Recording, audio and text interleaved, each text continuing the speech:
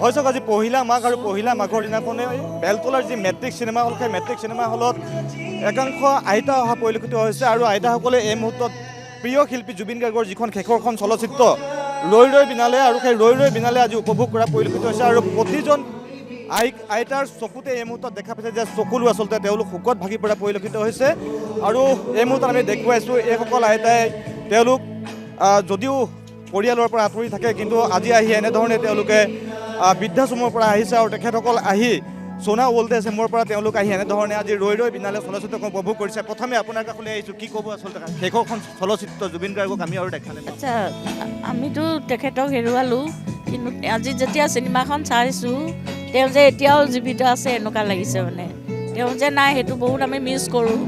তথাপিও চিনেমাখন চাই ভাল লাগিলে।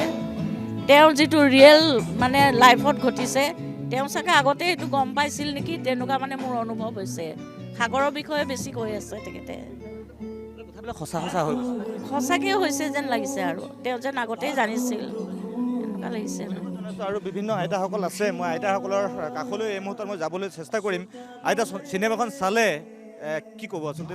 ভাষা নাই আৰু শেষৰখন চলচ্চিত্ৰ জুবিন গাৰ্গৰ আৰু চিনেমা আমি দেখা নাপাওঁ। চিনেমাখন ভালেই লাগিলে, চিনেমাখন ভালেই লাগিলে, বৰ দুখৰ কাহিনী। ভাল পাইছোঁ চিনেমাখন চাই। এখন চিনেমা চাবলৈ আমি বহুত আশা কৰি আছিলোঁ। আমাৰ এয়া ময়ো ডক্টৰ যে তেওঁ আমাক এই চিনেমাখন দেখুৱালেহি, আমি নথৈ আনন্দ পাইছোঁ আৰু তেওঁ তেনেকৈ আগলৈকো আমাক এনেকৈ যেন দেখুৱাই ফুৰে।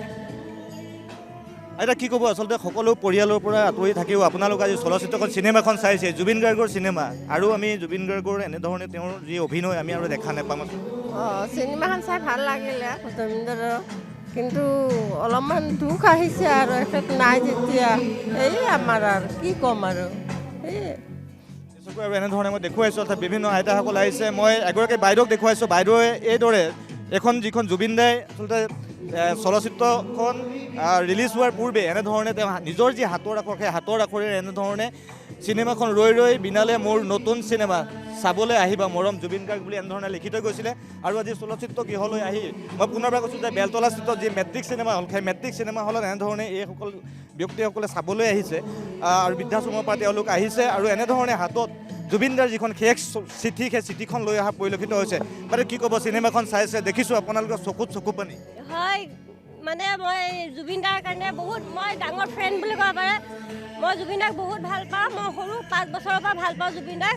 আজি মই যদি গুৱাহাটীত আছোঁ জুবিন দাৰ কাৰণে আছোঁ। মই জুবিন দাক লগ কৰিবলৈ চেষ্টা বহুত কৰিছিলোঁ, কিন্তু সময়ে নিমিলালে। আমি চাগে বেয়া মানুহ আছিলোঁ।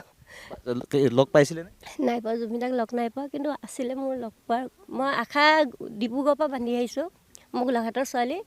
তো মই গুৱাহাটীত মই মানুহৰ ঘৰত আছিলোঁ কাম কৰি সৰুকালত। তেতিয়া মই জুবিন দাৰ গান শুনিয়ে ডাঙৰ হৈছিলোঁ লোকৰ ঘৰত থাকোঁতে। তেতিয়া মই কিবা যেতিয়া মোৰ যেতিয়া দুখ হয় সুখ হয় মালৈ মনত পৰে, তেতিয়া মই জুবিন দাৰ গান গাই শুনিছোঁ, পাৰ কৰিছিলোঁ। তেনেকৈ থাকোঁতে মই অভিষেকত আহি পালোঁ গুৱাহাটী, জুবিন দাক কিন্তু লগ নাপালোঁ। সেয়া মোৰ চবচে ডাঙৰ ভুল হ'ল। আৰু সোনকালে অকণ চেষ্টা কৰিব লাগিছিলে চাগে, কিন্তু নোৱাৰিলোঁ লগ কৰিবলৈ। মই বাৰ্থডে দিনাখন জুবিন দাৰ ঘৰত গৈছিলোঁ, বহুত চেষ্টা কৰি পিনি গ'লোঁ। সেইদিনাখন আমি আশ্ৰমৰ পৰা গৈছিলোঁ, মই মোৰ বাই গৈছিলে, আইতাসকলেও দুগৰাকী লৈ গৈছিলোঁ। তেতিয়া মোক এখন মই তাৰপৰা আনিছোঁ। আৰু আজি যেতিয়া ময়ূৰ বায়ে যেতিয়া আমাক ক'লে যে চিনেমাখন তোমাক চোৱাম বুলি, আমাৰ আইতাসকলক অফাৰটো দিলে, মই ক'লোঁ ঠিক আছে, আমি যাম সকলো। তেনেকৈ আজি আমাক ময়ূৰ বায়ে আমাক বহুতখিনি হেল্প কৰিছে। আৰু আজি চিনেমাখন চোৱাব পাৰিলে যে বহুত ভাল লাগিছে। এনেকৈ যেন ময়ূৰ বায়ে এনেকৈ আমাক সদায় আগবাঢ়ি নি থাকে আমাৰ। আচলতে সংগীত শিল্পী এই মুহূৰ্তত ময়ূৰী দত্ত বাইদেউ আছে। বাইদেউ, এই মুহূৰ্তত আচলতে আমাৰ ভাষাও নাই সুধিবৰ কাৰণে আপুনি লৈ আহিছে, আৰু আপুনি নিজেও যিহেতু সংগীতৰ সৈতে জড়িত।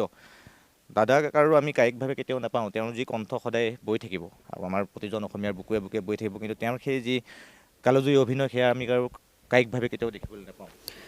বহুত কষ্ট হয়। চিনেমাখন বহুবাৰ চাইছোঁ, আজিও চালোঁ। এই মুহূৰ্তত ভাষাহীন। মই এই নতুন বৰ্ষটিৰ 1 জানুৱাৰীৰ দিনাখনেই মই গৈছিলোঁ মানসজ্যোতি অল্ড এজ হোমলৈ গৈছিলোঁ আইতাহঁতৰ মানসজ্যোতি দাস সোনা অল্ড এজ হোমলৈ গৈছিলোঁ আৰু তেওঁলোকৰ সৈতে বহু সময় কটালোঁ। তেওঁলোকে মোক কৈছিলে যে ৰৈ ৰৈ বিনালেখন চোৱাৰ বহুত হেঁপাহ, বহুত আশা আছে, আপুনি যদি পাৰে এবাৰ চোৱাই দিবচোন। আৰু মই তেওঁলোকক সুধিছিলোঁ আপোনালোকে কেতিয়া মানে পাৰিব, মাঘ বিহুত বুলি ক'লে আৰু পুনৰবাৰ তেওঁলোকৰ সৈতে পুনৰবাৰ ৰৈ ৰৈ বিনালেখন চালোঁ। চাই হেঁপাহ নপলোৱা এখন ঐতিহাসিক এখন বোলছবি, অসমীয়া বোলছবি। আৰু পুনৰবাৰ সকলোৱে মানে জুবিনদাৰ মানে ন্যায়টো বিচাৰিছে, কিন্তু এই যে জুবিনদা নাই সেইটো কেতিয়াও মানে কায়িকভাৱে নাই, সেই কায়িকভাৱে নাইটো আমি বিশ্বাস কৰিব নোৱাৰোঁ। এতিয়া এনেকুৱা লাগিছে, তেওঁলোকেও কৈছে যে এই জুবিন আহি যাব নেকি, তেনেকুৱা ধৰণৰ এটা অনুভৱ হৈছে। তথাপিও মই আজি বহুত মানে নিজকে সুখী অনুভৱ কৰিছোঁ যে তেওঁলোকক যে দেখুৱাব পাৰিলোঁ এটা সৰু প্ৰচেষ্টা, গতিকে খুব ভাল লাগিছে। হয়, ধন্যবাদ জনাইছোঁ বাইদেউক। আৰু এনেধৰণে মই দেখুৱাইছোঁ যে সোণা অল্ড এজ হোমৰ পৰা যিসকল আইতা সেই আইতাসকলে আজি মেট্ৰিক চিনেমা হললৈ আহি এনেধৰণে আচলতে চকু লৈ এই মুহূৰ্তত মেট্ৰিক চিনেমা হলত ৰৈ ৰৈ বিনালে জুবিন গাৰ্গৰ শেষৰখন চলচ্চিত্ৰ উপভোগ কৰি আপ্লুত হৈ পৰা পৰিলক্ষিত হৈছে আৰু প্ৰতিগৰাকীৰে চকু পানী দেখিবলৈ পোৱা গৈছে।